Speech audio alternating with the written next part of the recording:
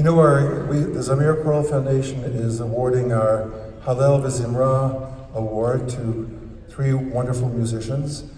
And before we get to the honoring of these wonderful musicians, we are thinking about a Velvel Pasternak award winner who is a beloved member of the Jewish music community, whose name is Velvel Pasternak, who unfortunately passed away recently.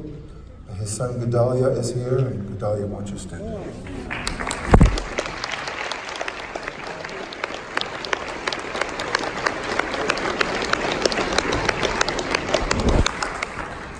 Those of you who knew Vel or only had a very quick, intense conversation with him, or several intense conversations over the years, know that he was a man for all seasons, a man for all of Klal Yisrael, equally at home in any tradition, in any Hasidic sect, in any Apikorsis sect.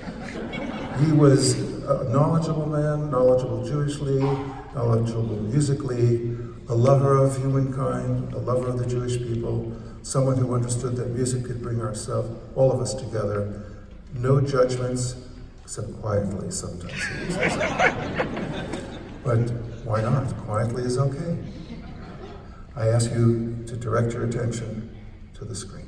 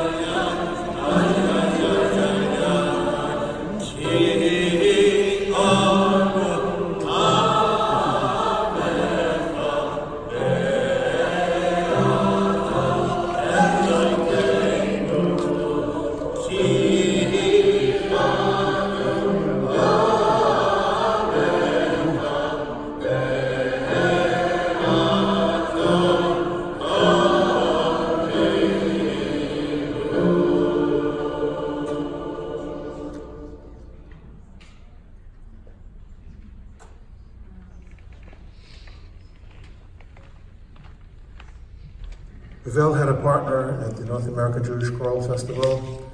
What you heard was a workshop that Vel led with a woman I'm about to introduce, to whom we owe great gratitude for creating that visual. Please greet Eleanor Epstein.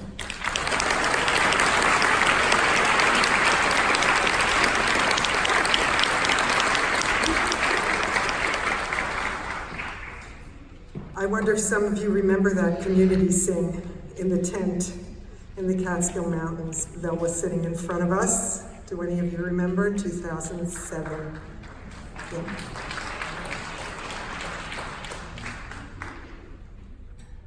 course, there are so many of us here who have memories of him. Conversations, either at a meal, but probably more likely in front of the table. Somebody is asking him for something, somebody has a question, somebody's looking for a particular song, he wants to tell a story. Although many times when I was standing in front of the table, it was people wanting to tell him a story. And I spent so many years here watching him, not just telling stories, which he was so wonderful at doing, but listening, and trying to help in whatever way that he could. For those of you who didn't know him, here's what I can tell you in the few minutes that I have. Would be the one thing that I would want you to know. Throughout this country, and really throughout the world, in every temple, synagogue, and shul, congregants are singing Hasidic tunes. They may not know that they're Hasidic tunes. They certainly don't necessarily know which sect of Hasidic tune they're singing, but they are singing those tunes and they are plugging into something very primal about being Jewish. Now, how exactly does that happen? Did all those congregants and their cantors start hanging out in Hasidic shuls in Brooklyn to learn all those tunes? No. It happened because Velvel took it upon himself to be a bridge between that world and our world. And it is his uniqueness that enabled him to be the bridge, to be trusted by the Hasidim, and to be available to us as a kind of medium, almost, that we could channel. We take it for granted now. But without those early recordings, and without all those books, and so many more, we would not have access to that music.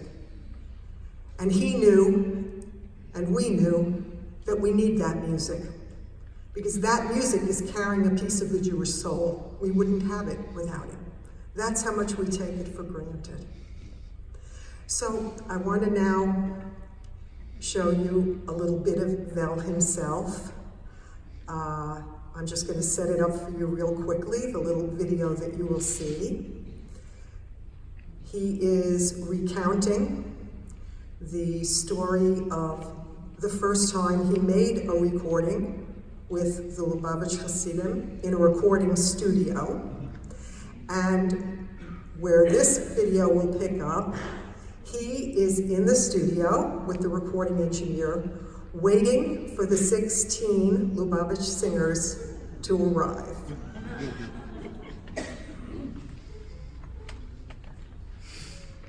Okay, we hired a studio in rock and roll territory in 1961, 58 8th Avenue. Every doorway had a guy with a guitar with long hair. So I had these 16 guys from Lubavitch coming to record the music that the Rebbe asked him to record, together with Rabbi Zalman. And it is on 8th Avenue, 58th Street, the studio upstairs. And I have an engineer who's not Jewish, very, very well known at the time. He did all the Jewish recordings, called David Hancock. And we had Mrs. Standler, the producer's wife, in the technical room, getting ready. We showed up. I told him to be there at 7:30 sharp. Okay, at 7:15, he said to me, "Where are the Lubos?" I hung out the window, looking, and saw nothing. 25 after 7, I looked out again. A big caravan coming up the street. You know, beards all over the place. You know? So I thought to myself that I recognized one from the front that the Lubavitch guys had. They met up with another group of Hasidim, and that my 16 guys would come up to the studio, and the rest of the group would go on their way. I was wrong. When the elevator finished disgorging itself for the fourth time, I found that I was in a room with at least 40 people. My group, see them, together with women and what do you call it, and older Hasidim and Rabbi Zamir, and I said to them, excuse me, who are all these people? He said to me, and I've learned to watch out for these two words ever since that night. He said to me, don't worry. Don't worry. And they're carrying, all of a sudden I noticed that there were crates. And I opened up the crates, and there were apples and oranges, and then two guys had brown bags under their arm, and I watched them, and they took out, at the time, 4 bottles of what we officially know in Hasidic life as Zex and If you want to drink Drano and survive, all of a sudden I became a sugar, and I said to them, exactly what is going to happen? And they said, we are doing an avoda for the Lubavitcher Rebbe. We are not, straight singers. We can't sing just for microphones. So I said, what's going to happen? They said, we're going to have a shtickle for break. Not a whole for break, but a shtickle for break. And what they did was they passed out all of the fruit, everything, the cake, whatever they had there, and the guys drank l'chaim to each other, and they hung up a picture of Terry. They brought with them, right? And everybody drank l'chaim.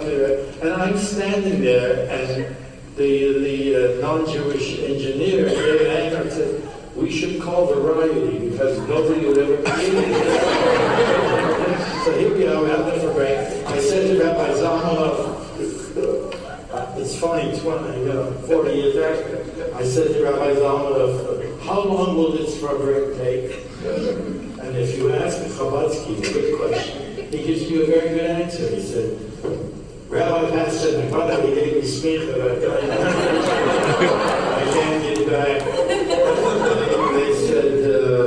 He said to me, Rabbi Pasternak, I want you to know, this Fabreng will take exactly as long as it takes. Not longer.